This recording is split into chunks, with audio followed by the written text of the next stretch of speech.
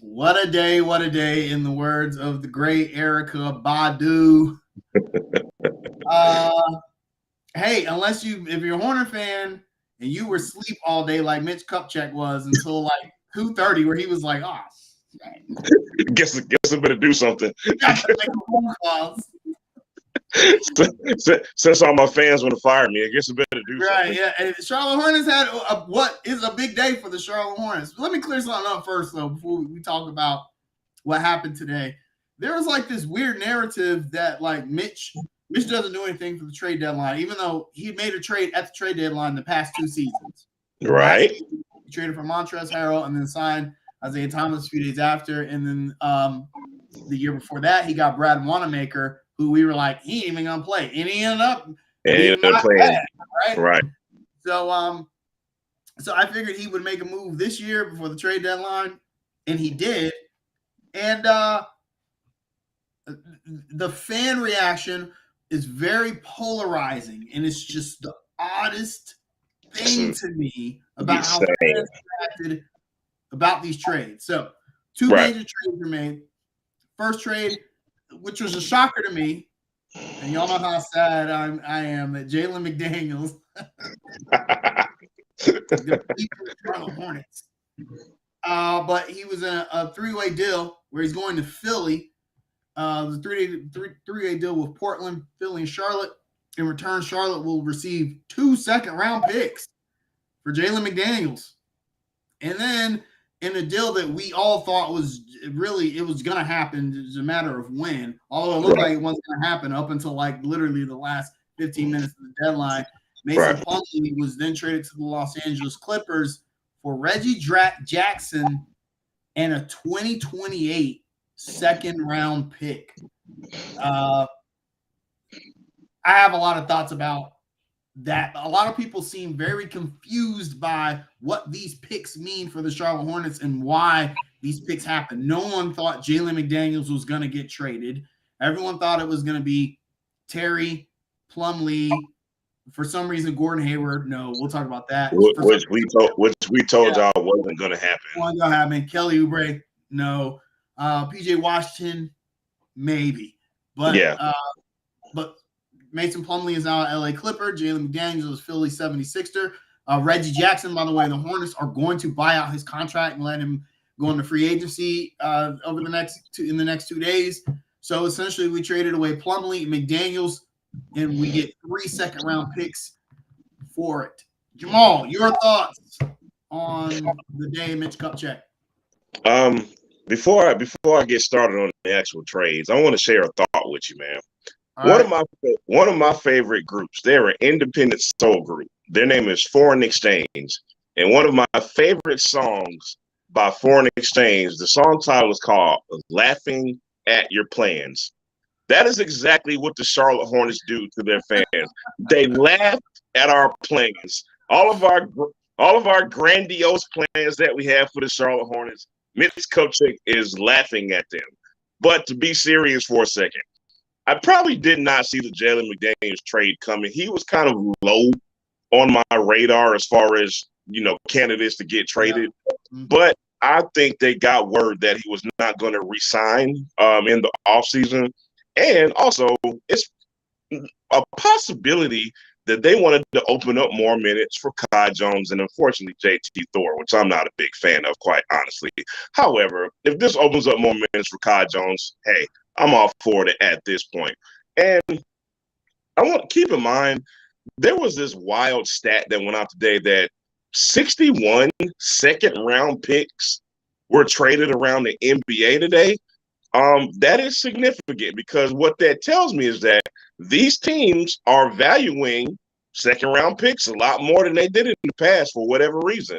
So we get 2 second-round picks back for Jalen McDaniels.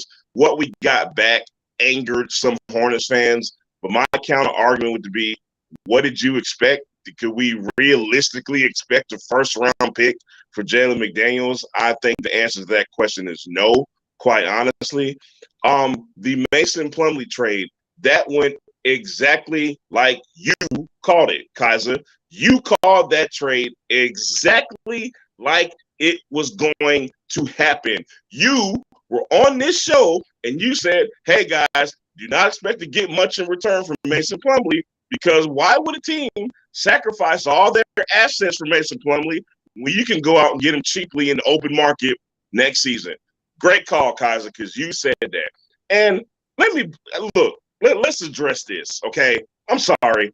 I'm sorry. I don't want to beat up Hornets fans too much because I don't want to lose our fans. However, y'all got to chill out because y'all confuse me sometimes. Last season, Mason Plumlee was the worst center on God's green earth last season. Everyone hated him. Oh my God, just cut him. Oh, we can't trade him we can't trade him for peanuts and blah, blah, blah. And how come Nick Richards ain't playing? So we trade him today and actually get something back for him. Not much, like you called it, okay? And now we're mad. We finally opened up minutes for Mark Williams and Nick Richards, but now we're mad? Anyway, the day went almost exactly like I thought it would go. Look, Hornets fans, if y'all were expecting some big name trade to make the roster better this season, I don't know why you're disappointed. Okay, listen, the goal of the Hornets, I said it in last week's solo show, the goal of the Hornets should not make the roster better this season. There's no point in making the roster better this season. You just acquire the assets you can. And I know we're disappointed that we didn't get the assets that we wanted, but we got something. And we didn't give away. Fans are acting like we traded away Terry Rozier for second-round picks. Like, come on, y'all. What are we expecting, man? Into that, a lot of people are upset that we didn't deal away Terry Rozier. Right. Which doesn't make a lot of sense to me. For one, I did expect Terry Rozier to get traded. I thought that he was a candidate. Yeah, move for him. However, when the Russell Westbrook deal happened, I thought, okay, that was it for Terry. I'll put a kibosh on that. Yeah.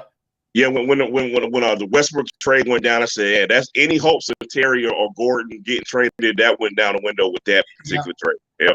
So I think the Hornets, I'm sure his name came up, and the Hornets were unwilling to let him go for, second round picks, which what were other teams really going to offer for Terry that the Hornets could use? I mean, Russell Westbrook's expiring contract was the only reason for the Hornets to make that deal, and that's not a deal anymore. And so now what? So now what do you trade Terry Rozier for? And secondly, why? See, Terry Rozier is not on an expiring contract. He's still got 2 years left, and it's not even a bad contract. It's not a horrible contract, right? Yeah, it's barely $20 million a year. If you're if you're saying, well, trading him, we could have opened up more room for the young guys. Okay, really, for who? Nobody say James Bouknight. The only people interested in James Bouknight is the Charlotte Mecklenburg Police Department. Okay, nobody else. No, that train is gone. Okay, James Bouknight was a flash of potential, and he burnt himself out. If he's able to come back and be good, then great. I hope that is the case for him. But at the expense of Terry Rozier, why? I understand that Terry Rozier can be a defensive liability, and I actually think if we end up getting someone like Scoot in the draft or someone like that, then Terry's days would certainly be numbered then. But for right now in the present, why make a deal that you don't have to make with Terry Rozier? To your point about Terry, man, you make a good point, man, because and look, I'll throw the fans a bone on this one because I understand the idea of selling high, of selling Terry Rozier high, but you and I both know Mitch Kupchak is too experienced to get fleeced. Okay, yeah, absolutely. Fans, I can promise y'all, Terry Rozier was dangled in trade discussions during the deadline, and I'm positive we didn't get anything back that was worthwhile. Okay, all right. Now we still got the offseason. I mean, specifically with Terry Rozier, because he's not on an expiring deal, you still have the entire offseason to field any trade offers. Mm-hmm. And that's going to be even more important around draft time and depending on who we get in the draft. So, not trading Terry during the deadline, it's not the end of the world. Like, I understand wanting to sell high, but on top of that, not really being highly disappointed that he wasn't traded. Yeah, we talked about also Gordon Hayward was not going to get traded. Next season, trade deadline, if he's still around, yes, absolutely. Teams are going to want that big contract so they can dump it off in the next season, but he's too injury prone right now for you to essentially get him you're going to pay him at least $30 million for a season to possibly not play. It's not going to happen. No team. I'm sure his name came up in trade discussions and teams were like, nah, I don't think so. As for the Mason Plumlee deal, I did say before not to expect a lot for him. The Hornets are going to essentially have to give him away. But, I mean, this is what we wanted, right? We wanted Mark Williams and Nick Richards to get a lot of minutes. And based on their play this season, to me, it is clear as day Mark Williams should be starting, right? And then Nick Richards should come off the bench. And there's your center rotation right there. Mason Plumlee, the problem was that he was actually playing too well to mess that up. It wouldn't have been fair. And I know people are going to say, well, the NBA is a business and that would have been better for the team. Okay, yeah, but if it was that easy, it would be, right? Mason Plumlee was playing well. He was playing well enough to be a starter, especially this season, and you want to keep his trade value high, right? But not to mention, if you're coaching, if you're a professional coach, you got to coach with some integrity, and you're not going to treat a vet like that who's actually playing well. You're not going to sit a vet who's playing well down because the fans want to see some rookie start. That's not the reason why you're going to sit Mason Plumlee, because I saw that on Twitter today. How come they don't just put Mason Plumlee on the bench? You got to run your organization with a bit more integrity than that, man. And again, we're sitting here having an extensive discussion about a guy that Hornets fans hated last year, which is just mind-boggling to me, man. Yeah, right. Yeah, that's just weird. To me, this is best case scenario for all parties involved.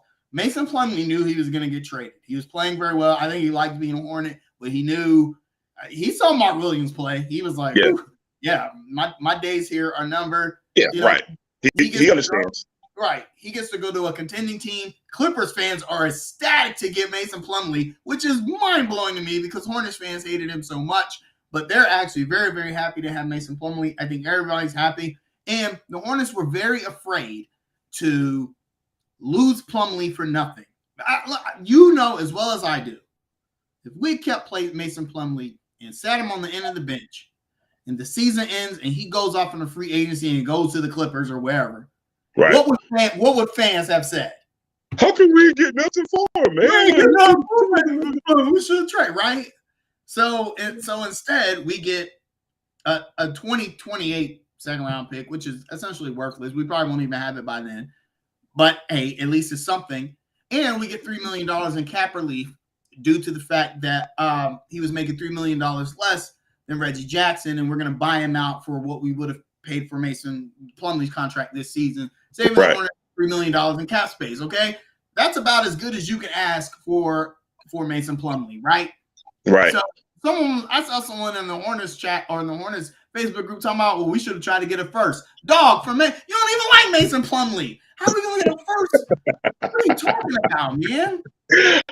Look, man, my counter argument to that is how many first round picks got traded today overall in the NBA? This whole week, the only first round picks that went were in the Kyrie and KD deals. That ought to tell you, teams ain't giving up first round picks. Let me repeat what I said at the opening of the show.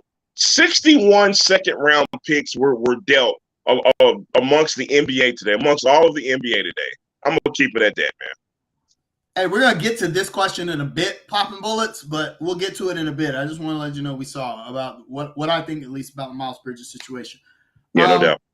I also want to talk about Jalen McDaniels because I think that's the big news today and it's getting glossed over for some reason. Now, y'all know that I've never been Jalen McDaniels' biggest fan. Even though on draft night, I was happy they drafted him because I was thinking, okay, he's in the same vein as Kawhi Leonard. They both went to San Diego State, long-rangey wing players who can play some defense. And it took him a while to gain his footing. He benefited, though, this season from Miles Bridges not playing and Gordon Hayward being injured. He got a lot of playing time, and he kind of found himself. And if you read the articles, the reports that are coming out, he had no idea that he was going to be – he was shocked. He thought his agent was playing a prank on him. Oh, wow. He had no idea. And this leads me – now, earlier you said that you thought the Hornets might have thought that he wasn't going to re-sign. Right. But we know – I don't know if y'all that just play 2K know this, but we know – the players do not – they typically don't have a lot to do with their negotiations. Right. I mean, they literally – they're at home chilling, and their agent calls them and says, hey, here's the deal I got for you. So it could be, yes, that the Hornets had been in talks with McDaniels' agent, and he might have been saying, well, hey, based on the season he's had this year, you guys are going to pay him a little more. We want this number. Right. And the Hornets were like, I don't know about that, because look at all the guys we have waiting their turn that are really just as good as Jalen McDaniels, or we can get them to that level. And I think based on that, and if you're a team in the NBA and the Hornets say, look, hey, everyone's for sale, and you look in and you know that you can't afford LaMelo, you can't afford Mark Williams, you don't want Hayward, you don't want Rozier, who do you want? And not only who do you want, how much are you willing to pay? When I say willing to pay, what are you willing to give up? I asked this question on Twitter. Kaza, let's say you're Steve Ballmer. You're the owner of the Clippers. And I say, hey, man, got Mason Plumlee over here for sale, man. Hey, Ballmer, I want a first-round pick. What are you going to say to that as a GM? Just hanging up. I would assume that some hacker got my phone number and is messing with me. So I mean, I would say, I think teams wanted Jalen McDaniels. They're like, okay, hey, look, this dude is like 6'8", long ass arms. He can play defense. He can shoot a little bit. He played well. He went to the same school as Kawhi Leonard. I'm sure there were a lot of teams interested in him. And to get two second-round picks for Jalen McDaniels, who was the 50th pick in the draft. Right. That's I'm sorry, guys, that's a pretty good deal. And don't y'all start acting like y'all were suddenly Jalen McDaniels fans because the guy got traded. Okay? Like, there was no above being traded. Not to mention, man, here's where the second-round pick value may or may not come in. But here's where they may be used. Now, look, we've acquired all these second-round picks. We're not going to just draft all these second-round picks and keep them on a roster. That's not going to happen. Mitch Kupchak is going to try to use these second-round picks in order to maybe move up in the draft. There's going to be a guy that they really like in the late first round, early second round, where they're going to use those picks to move up to ultimately get the guy that they want. That's where those second-round picks are going to have value. We may not see it now, but down the road, we may see it. So, hey, I'm going to say something that I know people are going to argue with me just out of pure spite, but Mitch has done very, very well in the late first and second rounds. Devontae Graham, Nick Richards, Jalen McDaniels, Bryce McGowan's. Hey, which we know in both the NFL and the NBA, that's where you really make your money.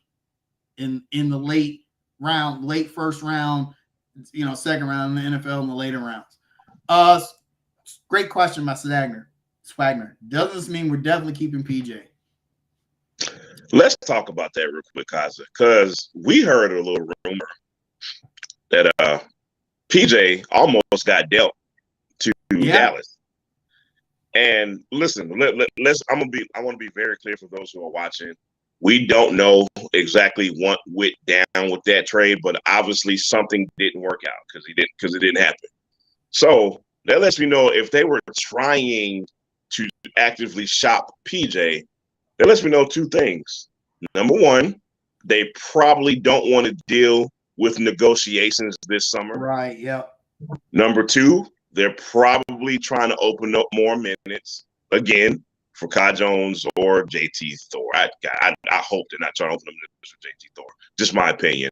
But one of those two things down the road, or which we'll get to in a minute, they may just be trying to open up cap space to re-sign Miles Bridges in the offseason.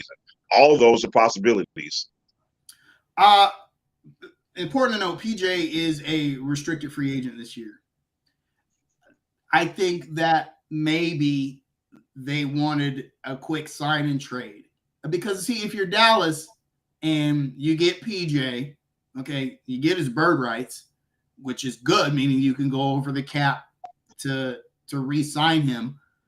But do you really want to do a restricted free agent negotiation on a rookie extension for a guy that you might not even like? You know, he may go to Dallas and not be what they thought he was, right? Right. They would only have not even half a season or around half a season with PJ Washington, unlike the Charlotte Hornets, who have 3 years worth of rapport with him that they can use to negotiate. The Dallas Mavericks would not have that in negotiating restricted free agency deal. They probably make a qualifying offer. PJ would turn it down and go test restricted free agency. And would Dallas really match? I mean, would they match anything for PJ Washington? It's hard to say. I think if PJ Washington had been on the other side of his rookie extension, that would be different. Or Made if he it a lot easier, right? Right, yeah. Or if he was a year before, if he had been 3 years in his fourth year, I think that just made the waters kind of murky, and that does leave Charlotte with an interesting decision this season. At least they don't have to worry about Jalen McDaniels anymore, but Nick Richards will be on his rookie extension deal, and so will PJ. Those are two that they're going to have to work out. And a big problem is that PJ played well this season. I know that we've been very harsh critics of PJ, but given that he had to go back to being a starter after coming off the bench last season, but with Miles being gone and the injuries to Gordon Hayward, he had to play a lot more minutes than he ever played, had to play some minutes at center, and averaged, 15-7, 15-6? That's pretty good, right? For a number 14 pick. The Hornets are going to have a tough choice in the offseason because teams they're going to make some offers to PJ. That is an understatement. They're going to have some tough choices in the offseason, not just with PJ, but with a lot of decisions that they're going to make, man. I would, if I'm Mitch Kupchak, I don't look forward to this summer because there's a lot of big decisions they got to make, man, including that one. Yeah, let's talk about Miles real quick. So Miles Bridges, they made the qualifying offer prior to, him getting in trouble. And of course he turned it down. So that allows the Hornets to have matching rights in restricted free agency. However, here's where it gets murky. If a player, let's say that a team makes a player offer in restricted free agency and the Hornets match, and that player does not want to play for the Hornets, he doesn't have to. He just has to sit out a year, and then he plays on he can play on the qualifying offer. Well, if he wants to take it, and then become an unrestricted free agent. But if he returns down the qualifying offer and then he turns down the other offer, then he cannot play for a year. But after that, he's an unrestricted free agent, right? Now, most players aren't going to do that. No player is going to miss out on millions and millions of dollars just to go be an unrestricted free agent. But Miles Bridges didn't play this season. He turned down the qualifying offer and then did not play at all. So he is potentially looking at unrestricted free agency this offseason, right? Right. What if you're the Charlotte Hornets, you not only are you competing to match other clubs, you're just competing outright. No, it ain't no match. You're just competing. You're just right, yeah. You don't tell people. You don't tell I'm sorry, Bridges. You don't tell Miles Bridges, "Hey, go find your money." No, if he finds it, it's theirs. Right. There's no Miles Bridges coming Detroit back. has already pretty much said, "Look, we're gonna throw the Brinks truck at Miles Bridges." And I'll be honest, I don't think these other teams really care about Miles Bridges' legal issues, which are really the legal part is over. That's done. Right. That's been resolved.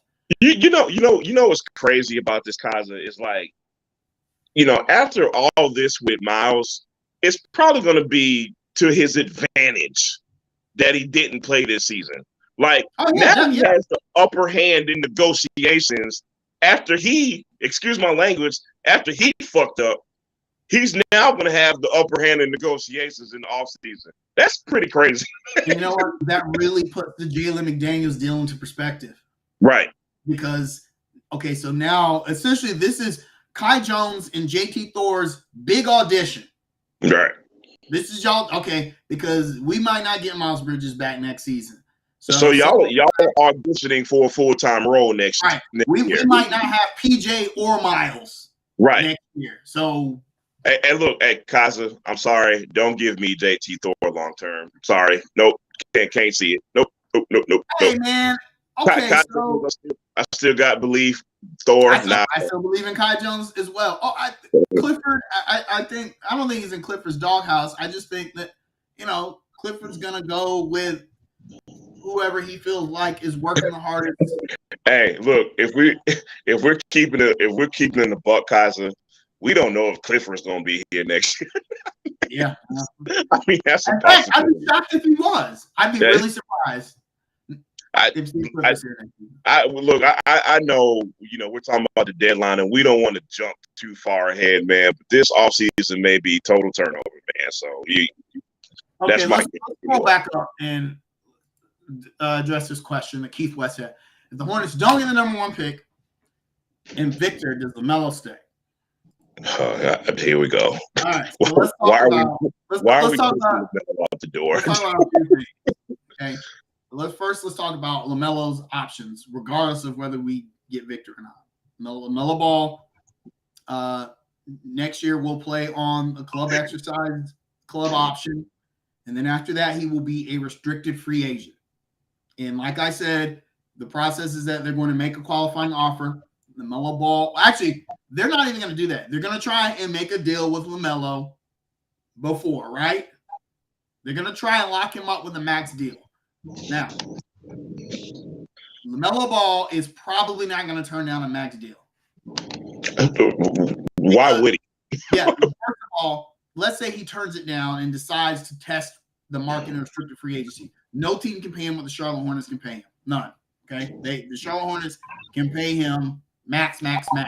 Other teams can pay him very close to that, but no one can pay him max. And if he gets one of those sub-max offers, the Hornets will simply match it, and then LaMelo Ball will have lost millions of dollars.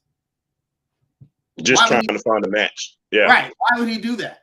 The Hornets are going to make him a deal. They're going to say, okay, we're just before it even gets to restricted free, before the qualifying offer timeline, they're going to make him. They're going to say, here's $130 million on it. And LaMelo Ball loves neon Lamborghinis, and he's going to say, yeah. Oh, Jamal's coming back. Oh, there he goes. You back with us? Yeah, I'm back with that. Phone about to die. I'm back. So yeah, LaMelo is probably going to take that max offer. But let's just say, for the sake of argument, that he wants to sit out a year because LaMelo Ball don't need money. He's rich. He was rich before he came in the NBA. Okay, so let's say he says, no, I want to go to LA or I want to play with my brother, and I'm just going to sit out a season if I don't like what I see here in Charlotte and become an unrestricted free agent. The Charlotte Hornets, let's say they're a bottom 3 team. Then they only have a 14% chance of getting the number 1 pick and an 86% chance of the field getting the number 1 pick, which is probably what will happen. Historically, only 6 times has a team with the worst record ever gotten the number 1 pick. No. See, Kaza, you're being too logical and you're throwing around numbers. Yeah, No. Probably God now. hates Charlotte. I will say this. There is a small part of me that thinks, well, why not us? Hey, I mean, it's been 30 something years since we've gotten the number one pick, Larry Johnson in 1992. I'm gonna leave it at this, man. I just remember being in the arena during the draft lottery, not the draft lottery. And I remember Russ Grenick turning around that damn card and it said number 2 Bobcats. I don't want to go through that anymore. They owe us. And I think they might finally say, all right, you know what? Charlotte has sucked too long. Let's just give them this number 1 pick. I can't allow myself that kind of heartbreak anymore. Here's the thing. It's a strong draft, though. Yeah, no doubt. If we don't get Victor, there's Scoot, there's Brandon Miller. Yep, there's 8-man. Cam Whitmore. There's a lot of good. Now, here's the thing. Only one of those guys, I think, is franchise changing. If you get Victor, 2 of them. Victor ain't Scoot are franchise guys. I don't know if Scoot is franchise changing. I think so, bro. I'll tell you, for instance, I think LaMelo, despite the criticism we give him, is franchise changing. He may not necessarily be the number 1 guy. He might need another piece, but I think he's franchise changing. Anthony Edwards is not franchise changing. He's very, very good. He's really good. Minnesota Timberwolves are not, I hate to say it, they're not like a completely better team with him. He's just a very, very good player. And that's it. I mean, he's got Cat and he had D'Angelo Russell, and they were like they looked like barely a playing team this season after they got Rudy Gobert, right? That's what I'm thinking. Like, Scoot seems like another Anthony Edwards to me. Like, man, he's gonna be really good in the NBA, really, really good, right? Right. But Victor, I mean, Victor is like, he looks like another Kevin Durant, right? Victor looks like an NBA 2K created player. Ain't no comparison. And even in the game recently against Scoot, they both looked incredible, right? But Victor was doing things like you said, it looked like a mod on NBA 2K. Like, you ever seen the mods where the dude's got long ass arms and that's what he looked like. I was like, he's franchise changing. So I said that to say, if we don't get Victor, but we get Scoot or somebody, there's a lot of other people you could parallel it with LaMelo, and I think LaMelo will be like, okay, we're good. Yeah. And I think he loves playing with Mark Williams. Right. So you get LaMelo, Mark, whoever we get in the lottery, DSJ coming off the bench, Kelly Oubre coming off the bench. Hey, speaking of Kelly Oubre, I'm glad you said that name, brother. I'm very glad Kelly Oubre did not get traded today. That was the one name I did not want to get traded. Me and you have discussed Kelly Oubre before, and for those of you who missed that discussion, I've always said, as far as a guy coming off your bench, it doesn't get too much better than Kelly Oubre. Not to mention, Kelly Oubre actually really likes being in Charlotte. He has the whole connection with our boy Marcus Kaiser on the art thing. Word has it, he just bought a house here.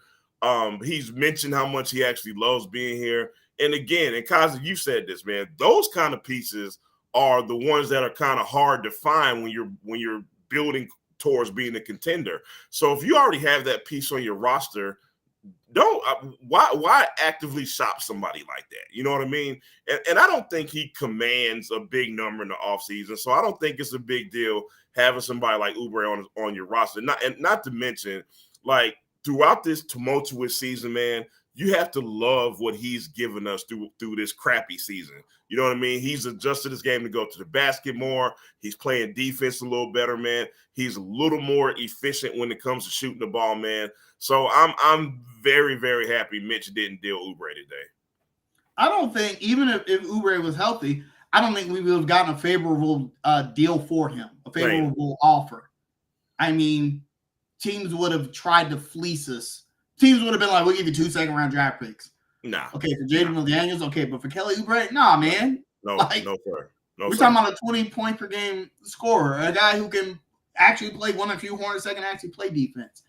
And as Swagner said, it would have looked really bad. And the last thing the Hornets need is more bad looks. It would have looked really bad to trade a guy after he publicly says he wants to stay and be here.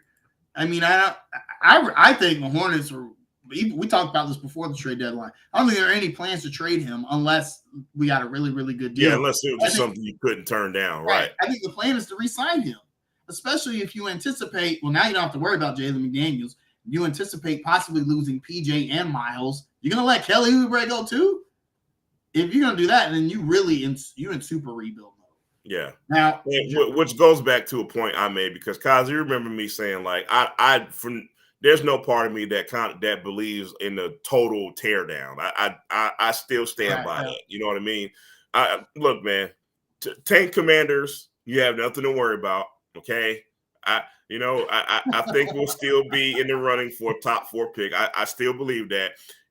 Even if we go on a little run, just know what it's only 26 more games left at this point. I think if somebody correct me if I'm wrong on that, but not many games left. Okay.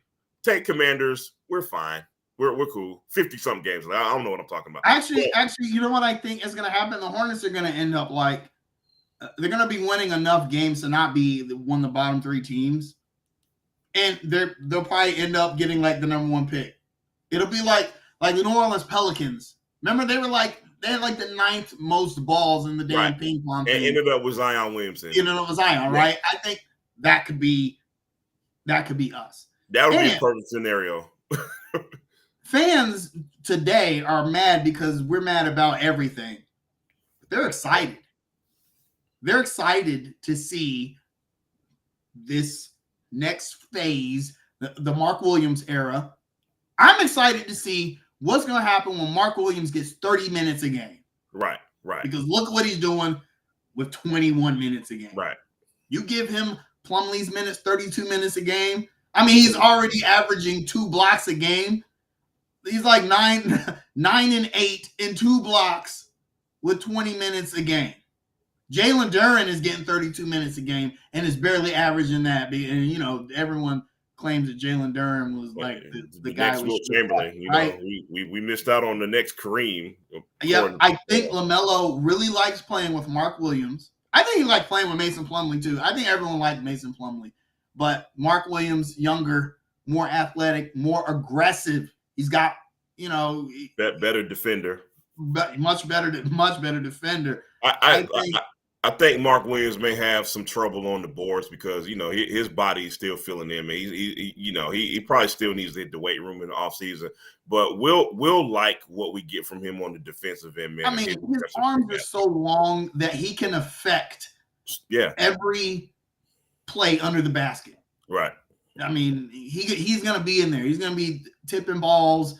He's going to be in there. He's what the Hornets need. And then when he's tired and you take him out, you sub in Nick Richards, who has had a great season, although we've been very critical of him in the past.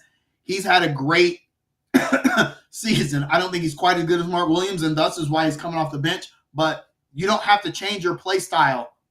You don't have to change what you do. Unlike when Mason Plumlee was in, where you kind of did because he liked to bring the ball court, cross dudes over, and be like a little mini Nikola Jokic. You're not going to get that with Nick Williams. You're going to continue to get rebounding, aggressive playing in the basket, and defense in the paint. Yeah, no doubt, man. So man, go ahead. No, I want to. Jermon had stated that he wanted Rozier gone, and I understand. I think why a lot of people might have wanted Rozier to be traded, but I just don't think that keeping him is a detriment to the Hornets at all, unless you want to start Kelly Oubre or who else we got at guard.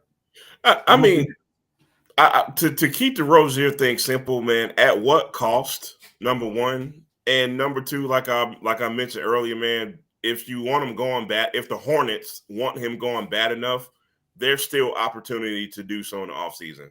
If they get some trade that's just like, man, we can't turn that down. There's ample opportunity in the offseason to do that too, man. So, also, there's like players we're forgetting about Cody Martin. What if he comes back and he's the old Cody Martin? Which, when he came back early in the season, there were flashes of that, right? Right. Like, there was flashes that he was going to get in basketball shape and be the old Cody Martin, but he aggravated that knee again. If that's what it is, because the Hornets training staff, they don't know. Hey, look, but Kaiser, speaking of that, how long is your knee supposed to be sore? I just real quick on Cody Martin, his knee has been sore for about a month. Well, remember, it was his quadricep at first. Who knows if it might be his ankle for all we know. Hey, Hornets fans, if y'all want Michael to make a move this offseason, fire the training staff. Fire the training staff. Thank you. Fire the training staff. Yeah, that whole situation is bizarre. All the injuries this season, not that they've happened. We've been very unlucky with injuries the last 2 seasons, but the length of them, like Dennis Smith Jr.'s ankle was hurt for like 2 months. Like what? Like. And not just the length of them, but the diagnosis. That's what I'm having a problem with.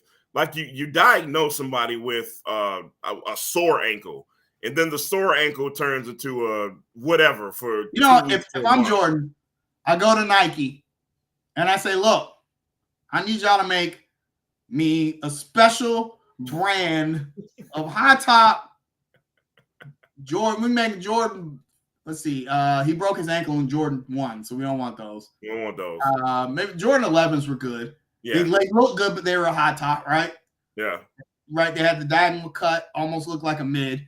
Make me a special high top Jordan 11. We're gonna bring those back out, and everyone on the team, you must wear this damn high top shoe, except LaMelo, I guess, because you got a Puma deal. Right. No more ankle injuries. Right.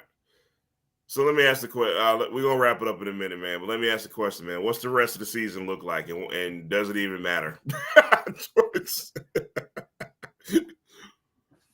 At this point, there's no reason to win another game this season, right? Y'all know I am anti-tank as they come. I don't believe in tanking. But let's be sensible real quick. Yes, but there's no reason to win another game. Okay? Right. But, NBA players are prideful and competitive. I do think our guys are competitive, right? They don't like losing. They hate it. We know LaMelo hates it. We know Terry hates it. They're going to go out there and they're going to win some games. And they're probably, with 26 games left, watch them go 16 and 10, right? You might be being generous with that, but okay, I could also see that right. as well. But I wouldn't predict the second half of the schedule of the schedule is soft after the All-Star break. Other teams are tanking too, maybe more so than the Hornets. I could see them winning a few games they're not supposed to win. Plus, there's the Mark Williams effect. I think he's going to change the team dynamic some. The Hornets are healthier. I'll say this. With our real starting 5 out there, they look better. When's the last time they had a slow start, really? Now, on the flip side of that, is it concerning these last couple of games, like the loss to Washington and the losses to Detroit? And I say concerning as to when I say concerning, I mean, is it concerning that the wheels are falling off a little bit? Because on the tank side, hey, great, we're losing games. But on the team culture side, damn, why are we losing to the Pistons? Why are we getting handled by the Wizards? Why are we losing to the Magic? Right. Why are we losing to the Magic? Yeah, because on that side, I'm a little concerned, to be quite honest with you. I am. Yeah. Losing, affects morale. Morale is a real thing in professional sports. And sometimes it gets to the point where you're just like, I don't care. There are so many times where you watch the Hornets and you can just tell they don't give a shit. Excuse me. At the end of the game, they're just kind of like until the last 4 minutes when they go in there right. 15-0 running, and then There it's was too late. the Orlando game, a game they should have won, but near the end they just were kind of like being lazy. Yeah, they're just like they don't care because what's the point? You're not going to make the playoffs at this point. I mean, mathematically, there's still a chance you could, but is it even worth it? Like even taking tanking out of the equation, is it even worth it to fight for a 10th seed to go to the playing game and get embarrassed again? The players know that. They know they're not good enough to make the playoffs, right? So what's the point? I think that's what it is. So it's up to the coach to get that mentality out of the locker room. And I don't think Steve Clifford is that kind of guy. Steve Clifford expects you from day one to come in and be a professional all the time. Steve Clifford, I believe, is one of those guys that's like, if you have to be motivated as a professional athlete, you're in the wrong business. You're in the wrong business, right? Which I kind of believe that, but they're human, right? Losing causes morale. I don't think Borrego was like that. I think Borrego was always like, look, guys, we got a chance here. And players took it to heart. So, but the Hornets are going to do what the Hornets do. They're going to play well at the end of the season. And then like we're going to see, look what happens, when you're healthy and, you got a good rotation out there. So, yeah. Be an interesting last couple of months of the season, man. I just hope it doesn't get to the point where some of our star players hint, wink, are just like, you know what, the hell with this. I hate this team. I hate this organization. I just don't want it to get to that point. That's what my fear is. But otherwise, hey, man, tank. I'm right outside the tank. I'm waving at the tank like, hey, if you lose games, hey, fine, man. You know what I mean? I hate tank. I hate the T word. I hate the concept of rooting for my team to lose. I can't stand that concept. And I also do understand that getting this game changer possibly in this draft is highly important to our offseason as well.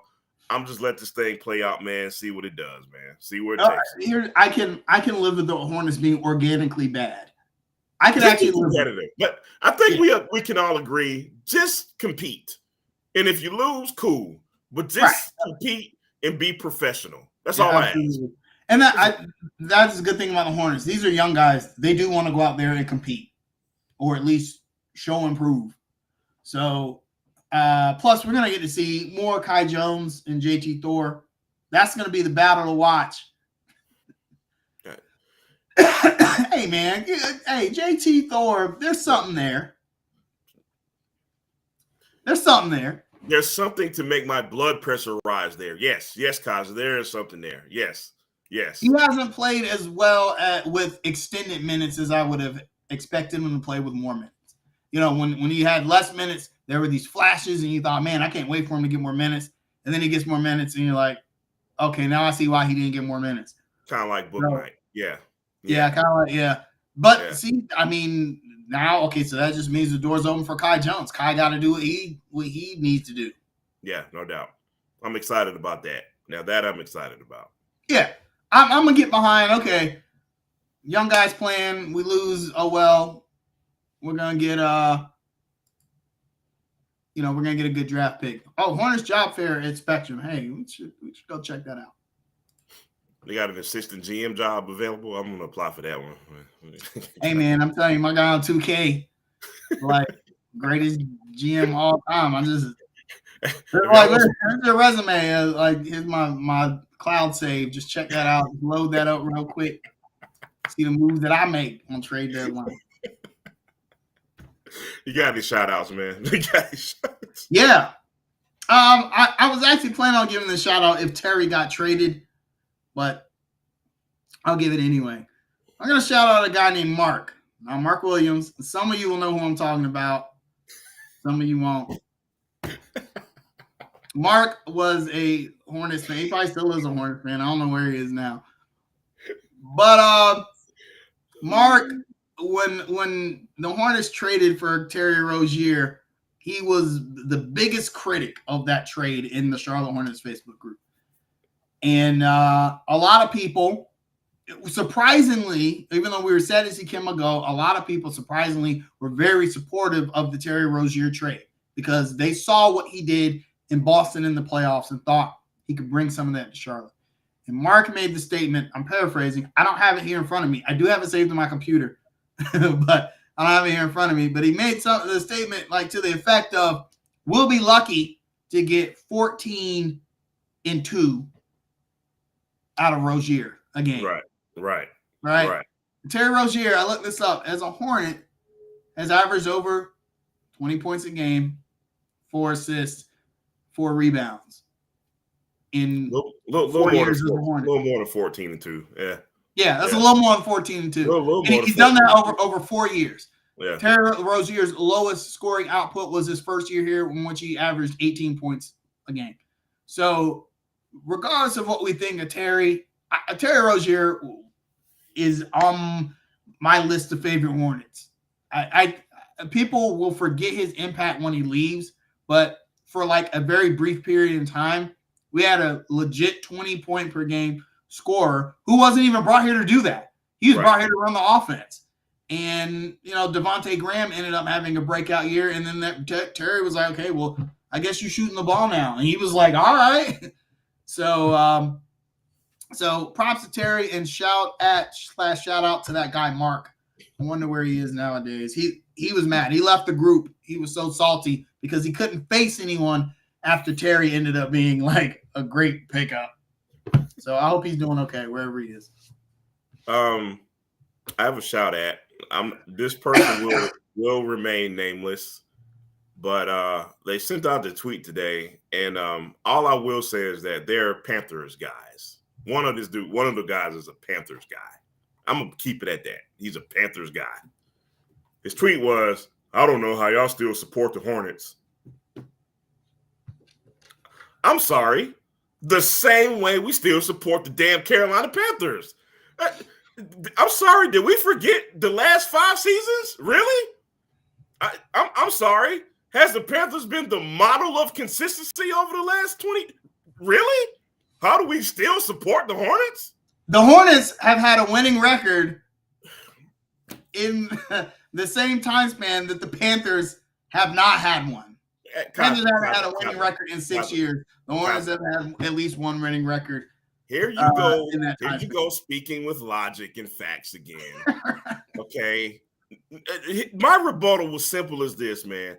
If you are a Charlotte-based whatever publication, for lack of a better term, why would you tweet that?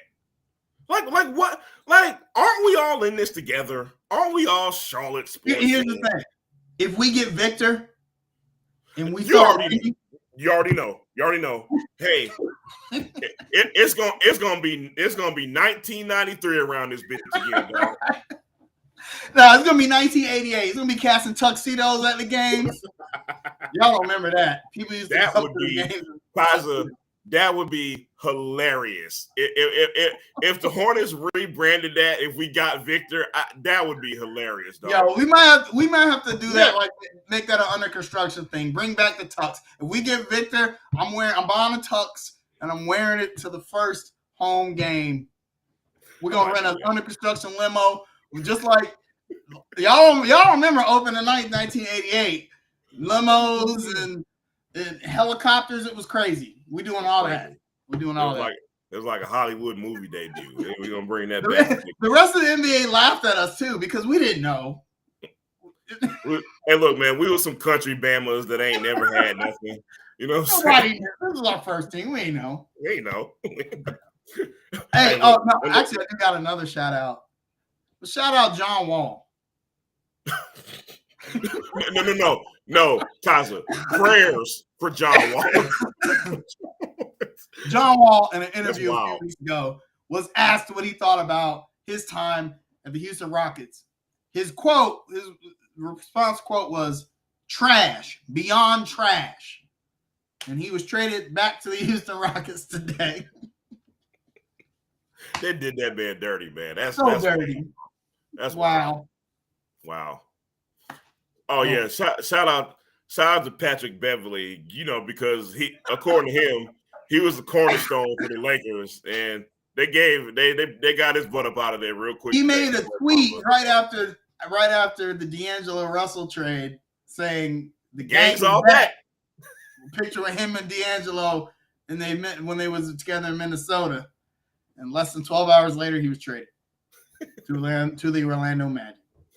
Oh man, hey, the NBA is a wild. Hey man, it's crazy how the NBA is pretty much stolen all the NFL's thunder this week. Yeah, you definitely. You're not even hear nobody talking about the Super Bowl today. That reminds me, another shout out to John Morant. He's the reason the NBA was crazy this week. I'm the West. Yeah, I'm fine in the West. They have a 500 record since he said that. Which the next day, Shannon Sharp stepped across through the buildings. You remember that? The New York went soft ever since Snoop came through and crushed the buildings. Memphis been soft ever since Shannon Sharp came through. Shannon Sharp was scorched earth real quick. Ever since Shannon Sharp, they ain't been the same. And he's like, I'm fine in the West. But the West was like, okay, we got you, bro. We got something for you. Yeah, we got something for you. Hey, man, real quick, man. That Kevin Durant trade shifted everything in the NBA. I promise it did. I promise y'all, there were so many teams whose plans got wrecked because of the Nets and the Suns. I can guarantee y'all so many plans got wrecked from those trades, man. I look at this point in the season before the trades, I thought, man, teams are going to have a hard time stopping Boston. Boston looked like they was going to win the trophy this year. Right. After this week, dog, Dallas, you got Luka Doncic and Kyrie Irving. Hey, I'm sorry. I like the Suns. Dog, CP3, Booker, and Durant on the same team, bro.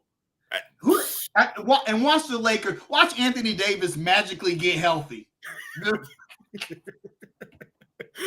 Anthony Davis won't miss a game for the rest of the season. Yep. Magically healthy. Russell's going. They got D'Angelo Russell back. Hey, real quick, Swagner, man, I'm a little shocked Milwaukee, I guess, didn't do more. You know, I guess I'm a little shocked they didn't kind of swing for the fences, so to speak. And, you know, again, I'm a sensible fan, and I don't know what was on the table, what wasn't, you know what I mean? So let me be very clear about that. But I'm just, you know, if I'm Milwaukee, I'm kind of looking at what, you know, Phoenix did and Dallas did. Like, damn, man, like maybe we should have tried to do that. And it's important to note, Boston, I don't think Boston made a single move today. Y'all correct me if I'm wrong. Reluctant to trade to elite teams. Right. Because do you want to make them more elite than they are? You want to give yourself a chance. So you don't want to make Milwaukee or Boston stronger. And if you look at like Phoenix and Dallas, probably the two biggest winners of this past week, those teams were not contenders. They were like middling, like a few games over 500 teams. Now they are contenders. So I think like with Boston and Milwaukee, that's what it was. It was hard for those teams, I'm sure, to make deals. Hey, Kaza, I'm gonna throw a sleeper I'm gonna throw a sleeper team at you, man. Here's a team nobody's talking about in the East. And look, I know I'm probably gonna get shit for this. The Brooklyn Nets didn't come out too bad, bro. The Nets didn't come out. And on top of the fact that they found this Cam Thomas dude who's scoring 45 a night, getting Mikal Bridges back in that deal. Yeah. And one of the best defenders in the league. Yeah. 4 unprotected first round picks. The Nets ain't come out too bad in that trade, man. So, well, I mean, and they still have Ben Simmons. And they still I knew the Nets weren't gonna be shit this year. When that video came out of them, they did a public event, and it was at was it the Rucker? Yeah. It was some street ball court in New York. And they was just messing, like shooting around, and Ben Simmons shot that ugly looking air ball. Did you ever see that video? And I thought I saw that. I thought it's over. They're gonna be trash this year. And sure they're not trash, but I mean that whole it's weird how that whole, you know, I remember when they got KD, Kyrie, and Harden. I thought, boy, wow, how many chips they gonna win? 0. I'll give them credit. That experiment may have failed, but it's not a bad recovery. I'll say that much. And also, hey, Philly is Philly. I don't believe in James Harden. I'm sorry. They got Jalen McDaniels. Also, somebody on some Hornets page said that Jalen McDaniels, they couldn't understand why we traded McDaniels because he was one of our key young pieces. No, he wasn't. Jalen McDaniels was not a key young piece of the Charlotte Hornets. He was a guy. He was a guy. He was a dude, right? He was a guy. Yeah, I agree with that, man. No one was like, man, I can't wait till we re-sign Jalen McDaniels and make him part of our core. Nobody was saying that. Key young pieces, LaMelo, Mark Williams, and whoever wins out of it. What's that?